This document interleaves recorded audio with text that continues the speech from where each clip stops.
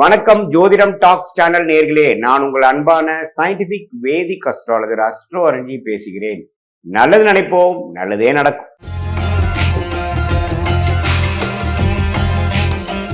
இந்த வீடியோவில் நம்ம என்ன பார்க்க போறோம்னா, கடகராசிக்காரர்களுக்கு மே 2026 எத்தகைய ஒரு மாதமாக, பலாபலன்கள் நிறைந்த ஒரு மாதமாக இருக்க போகுதுன்னு பார்க்க போறோம்.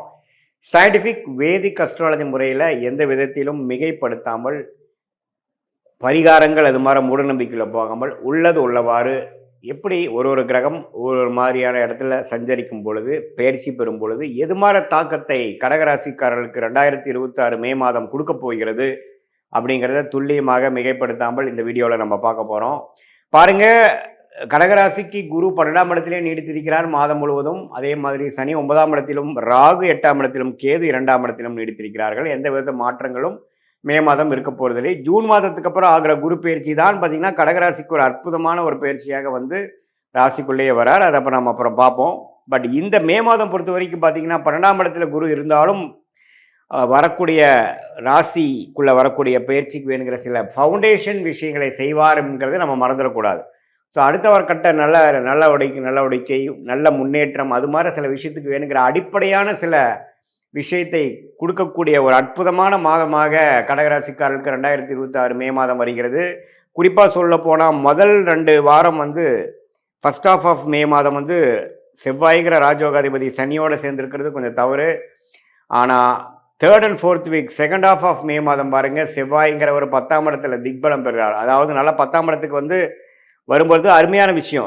அவரோட வீட்டுக்கு அவரே வரார். ஸோ ராசிக்கு 10ஆம் இடத்துல வருவது வந்து ராஜயோகாதிபதி வருவது தொழிலில் முன்னேற்றம், நல்லாவே வந்து வாழ்க்கையில் என்னென்ன செய்யணும்னு நம்ம ட்ரை பண்ணோமோ அதெல்லாம் கிடைக்கக்கூடிய அமைப்பு இருக்குது. அதே சமயத்தில் சுக்கிரன் 11ஆம் இடத்துல லாபஸ்தானாதிபதி 11லே இருக்கிறார். மாதத்தின் செகண்ட் ஆஃப் பார்த்திங்கன்னா 12ஆம் இடத்துக்குள்ள வந்து குருவோட சேர்றார். ஸோ அதெல்லாம் பார்த்திங்கன்னா சுப விரயங்கள் செய்யக்கூடிய அமைப்பு, பண வரவுகள் நிறையா வரக்கூடிய அமைப்பு, வெளிநாடு பிரயாணங்கள், குடுக்கல் வாங்கல நல்ல விஷயங்கள், இம்போர்ட் எக்ஸ்போர்ட் அப்படிங்கிற மாதிரி பல நற்செய்திகள் வரக்கூடிய ஒரு அற்புதமான செகண்ட் ஆஃப் மே மாதமாக கடகராசிக்காரர்களுக்கு 2026 உண்டு, மே மாதம் உண்டு. அதே மாதிரி சூரியனும் பார்த்தீங்கன்னா 10ஆம் இடத்துல இருக்கிறது அருமை.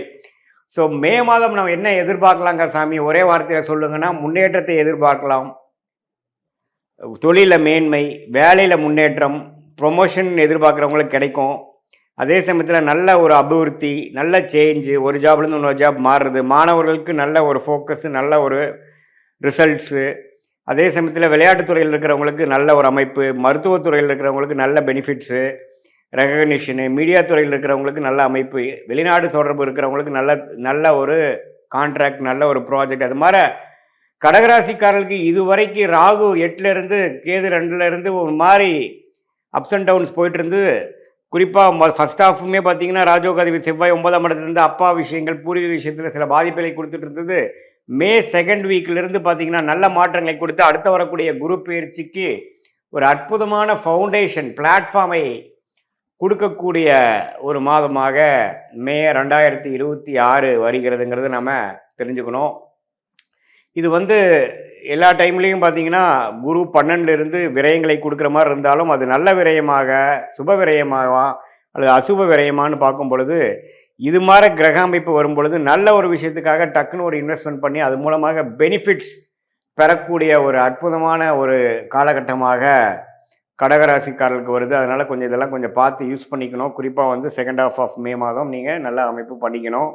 இது பொதுவான பலனை தவிர உங்களுடைய ஜென்ம ஜாதகத்தில் நீங்கள் வந்து பிறந்த தேதி, பிறந்த நேரம், பிறந்த உரை கொடுத்து திருக்கணித பஞ்சாங்கத்தில் நம்ம ஜாதகத்தை போட்டு உங்களுக்கு என்ன நட்சத்திரத்தில் நீங்கள் பிறந்தீங்க, ஆயில்ய நட்சத்திரமா, பூச நட்சத்திரமா, புனர்பூச நட்சத்திரமா, அதே சமயத்தில் அந்த லக்னம் எந்த லக்னத்தில் பிறந்தீங்க, லக்னாதிபதி எப்படி இருக்குது, அந்த லக்னத்துக்கு எந்த மாதிரி யோகமான தசைகள் போய்கொண்டிருக்கிறது அப்படிங்கிறதெல்லாம் நம்ம பார்க்கும் பொழுது அது யோகமான திசையா, சுமாரான திசையா, இந்த கோச்சார் அமைப்பாகிய சனிப்பயிற்சி, குரு பயிற்சி இதெல்லாம் நம்ம இப்போ போயிட்டுருக்கு இல்லைங்களா, அதெல்லாம் சேர்த்து வைத்து பார்க்கும் பொழுது கடகராசிக்கு எத்தகைய ஒரு அமைப்பு வந்து அடுத்த வரக்கூடிய ஷார்ட் டேர்ம் எப்படி இருக்குது, அடுத்த வரக்கூடிய 6 மாதம், 8 மாதம், 10 மாதம் எப்படி இருக்குது, எது மாதிரி திசையில் நம்மளுடைய வாழ்க்கை திரும்புகிறது, எது மாதிரி சாய்ஸ் நம்ம எடுக்கலாம், வேலை வாய்ப்பா, தொழிலா.